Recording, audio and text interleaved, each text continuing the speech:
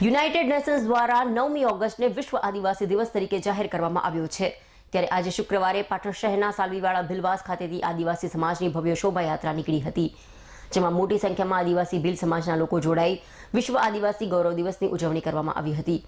સમગ્ર ભારત વર્ષમાં 9મી ઓગસ્ટને વિશ્વ આદિવાસી દિવસ તરીકે ઉજવવામાં આવ્યો હતો, જે અનુસંધાને આજે શુક્રવારે પાટણ શહેરમાં વસતા સમસ્ત આદિવાસી ભીલ સમાજ દ્વારા વિશ્વ આદિવાસી દિવસની ઉજવણી સંદર્ભે શહેરના અલગ અલગ વિસ્તારોમાંથી એક તીર એક કમાન સબ આદિવાસી એક સમાનના સૂત્ર સાથે શહેરના સાલવીવાડા ખાતેથી ભવ્ય શોભાયાત્રા નીકળી હતી। આ શોભાયાત્રામાં જોડાયેલા સમાજના લોકો પરંપરાગત આદિવાસી સ્વાંગમાં સજ્જ થઈ વેશભૂષા, નૃત્ય, તીર કામઠા, વૃક્ષો બચાવો, પ્રકૃતિ બચાવો, પાણી બચાવો, સ્વચ્છતા અભિયાન સાથેના ટેબ્લો સાથે ગૌરવયાત્રા નીકળી હતી, જેમાં પોતાની પ્રણાલીને ઉજાગર કરી હતી।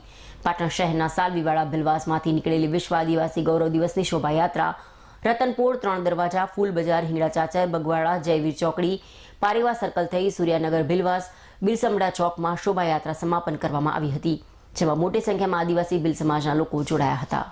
આજે અમારે પાટણમાં આદિવાસી ભીલ સમાજની ગૌરવ યાત્રા નીકળી હતી અને એ ગૌરવ યાત્રા સારીવાડા ભીલવાસેથી નીકળી હતી। રતનપોળ, 3 દરવાજા, બગવાડેથી પારેવા સર્કલથી એનું સમાપન બિરસા મુંડાનું જે સ્ટેચ્યુ છે ત્યાં સૂર્યનગર ભીલવાસમાં થયેલી।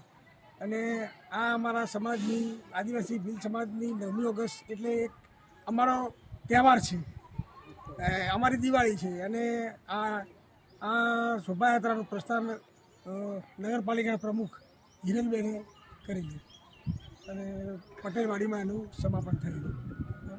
આ શોભાયાત્રામાં 2 બોલેરો હતી, 3 ટેબલા હતા, 5 ઉડલારી હતી અને એક બગી હતી।